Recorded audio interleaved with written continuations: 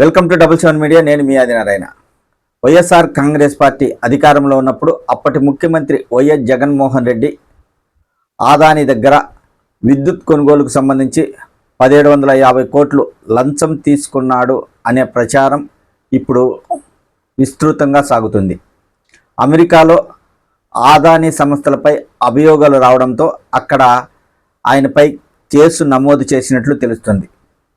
అక్కడ ఆయనపై కేసు నమోదు కావడంతో అందులో వైఎస్ జగన్మోహన్ రెడ్డి కూడా ఇరుక్కుపోతాడు, ఆయన కూడా ఆదాని దగ్గర లంచం తీసుకున్నాడు అని జగన్మోహన్ రెడ్డికి వ్యతిరేకంగా ఉన్న పత్రికలు విస్తృతంగా ప్రచారం చేస్తున్నాయి. ప్రస్తుతం అయితే దీనిపైన తెలుగుదేశం పార్టీ కానీ బీజేపీ కానీ ఎక్కువగా ఆ పార్టీలకు సంబంధించిన నాయకులు మాట్లాడడం లేదు. జగన్మోహన్ రెడ్డికి వ్యతిరేకంగా ఉన్న మీడియా వ్యవస్థలు మాత్రం విస్తృతంగా ప్రచారం చేస్తున్నాయి. ఈ మీడియా సంస్థలకు జగన్మోహన్ రెడ్డి అంటే సరిపోడు కాబట్టి ఆయన విషయంలో ఏ చిన్న అంశం దొరికినా దాన్ని భూతద్దంలో వేసి పెద్దగా చూపించడం ఆ మీడియా వ్యవస్థలకు అలవాటుగా పరిపాటిగా మారింది. ఎందుకంటే మీడియా సంస్థలుగా ఉన్నాము, మేము ఏది రాసినా చెల్లుతుంది అనే భావనలో ఆ మీడియా సంస్థల యజమానులు ఉన్నారు. ఎప్పుడెప్పుడు జగన్మోహన్ రెడ్డిని పూర్తిగా అనగదొక్కేయాలనే ఉద్దేశంతో మీడియా సంస్థల యజమానులు ఉన్నారు. రాజకీయ పార్టీల కంటే ఆ మీడియా సంస్థ యజమానులే ఎక్కువగా జగన్మోహన్ రెడ్డికి శత్రువులయ్యారు. రాజకీయ నాయకులు కూడా జగన్మోహన్ రెడ్డిపై ఇంత శత్రుత్వం లేదు. మీడియా సంస్థలకు మాత్రం జగన్మోహన్ రెడ్డి అంటే అస్సలు పడదు. రాజకీయ నాయకుల కంటే వీరే ఎక్కువగా జగన్మోహన్ రెడ్డిని బదనాం చేస్తుంటారు వార్తల ద్వారా. వైఎస్ షర్మిలారెడ్డి గారు కూడా జగన్పై అనేక విమర్శలు చేశారు. రాష్ట్రం పరువు తీసేలా జగన్మోహన్ రెడ్డి వ్యవహరించాడని ప్రస్తుత ముఖ్యమంత్రి నారా చంద్రబాబు నాయుడు గారు కూడా మాట్లాడడం జరిగింది. ఈ విధంగా ఎవరికి వారు ఇష్టారాజ్యంగా మీడియాలో వార్తలు రాస్తున్నారు, ఒక పక్క విమర్శలు చేస్తున్నారు. మొత్తానికైతే ఏ పేపర్ను నమ్మాలో తెలియడం లేదు. కొన్ని పత్రికలు మాత్రం జగన్మోహన్ రెడ్డికి వ్యతిరేకంగా రాశాయి, కానీ జగన్మోహన్ రెడ్డికి సంబంధించిన సాక్షి పత్రిక మాత్రం ప్రత్యేక కథనం రాసింది దానిపైన. అదేంటో ఒకసారి చూద్దాం. నిజాలకు పాతరేసి నిసిగ్గుగా నిందల. అమెరికాలో ఆదాని సంస్థపై అభియోగాలు నమోదైతే ఇక్కడ వైఎస్ జగన్పై విషప్రచారమా?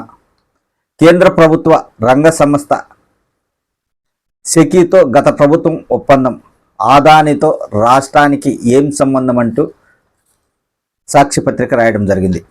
ఆ ఒప్పందంలో ఉన్నది రాష్ట్ర ప్రభుత్వం, కేంద్ర ప్రభుత్వం. పైగా సెకీ తనకు తానుగా యూనిట్ ₹2.49కే సరఫరా చేస్తామని లేఖ రాసింది. లేఖ రాసి ముందుకొచ్చింది. ఆ లేఖకు సంబంధించిన ఆ లేఖను కూడా సాక్షి పత్రిక ప్రచురించడం జరిగింది. సెకీ ధరతో ఏటా 3750 కోట్లు ఆదా.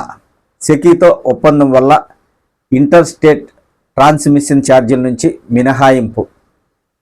గతంలో ఏ ప్రభుత్వం ఏ ముఖ్యమంత్రి హయాంలోనైనా ఇంత చౌకగా 7000 మెగావాట్ల విద్యుత్ కొనుగోలు ఒప్పందం జరిగిందా? యూనిట్కు 2.49 చొప్పున 25 ఏళ్ల పాటు నిరాటకంగా విద్యుత్ సరఫరా చేస్తామంటే ఏ రాష్ట్ర ప్రభుత్వం అయినా కాదంటుందా? ఈ ఒప్పందం కేంద్ర రాష్ట్ర మధ్య జరిగితే లంచాలకు అవకాశం ఉంటుందా? కేంద్రం ఎక్కడైనా రాష్ట్రాలకు లంచం ఇస్తుందా? ఈ ప్రక్రియలో లంచాలు ఇచ్చేందుకు ఆస్కారం ఉందా?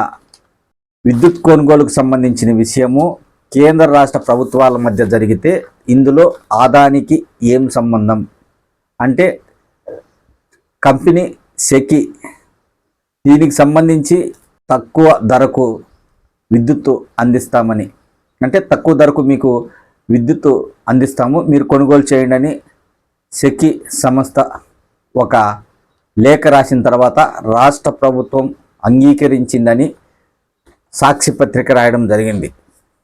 ఇందులో సెకీ రాసిన ఆ బహిరంగ లేఖ అంటే రాష్ట్రానికి రాసిన ఆ లేఖను కూడా ఇందులో ప్రచురించడం జరిగింది. దీనిపై ఎవరికి వారు ఇష్టారాజ్యంగా మాట్లాడుతున్నారు, ఆరోపణలు చేస్తున్నారు.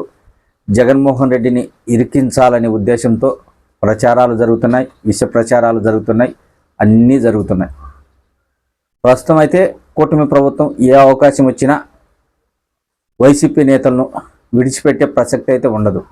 ఈ విషయంలో ఇది పూర్తిగా కేంద్ర ప్రభుత్వానికి సంబంధించి ఆదానిపై ఆరోపణలు వస్తున్నాయి. ఆదానికి వ్యతిరేకంగా మాట్లాడాలంటే ఏ రాజకీయ పార్టీలు సాహసం చేయవు.